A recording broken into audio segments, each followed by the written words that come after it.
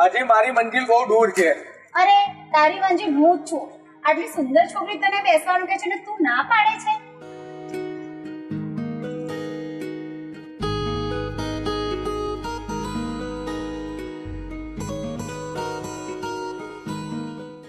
શું તારી જાતે જ તારા વખાણ કરે છે?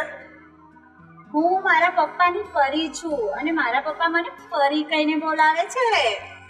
મારી મમ્મી પણ મને ખૂબ જ વાલ કરે છે. રાહુલ, હું તને ખૂબ જ પસંદ કરું છું. હજુ મેં મારા ફ્યુચર વિશે કશું વિચાર્યું નથી. હું તમને મારા લાઈફ પાર્ટનર બનાવવા માંગુ છું. આપણે બંને મળ્યા ને પછી મારા મનમાં એવો કોઈ વિચાર નથી આવ્યો કે હું તને ચાહું છું.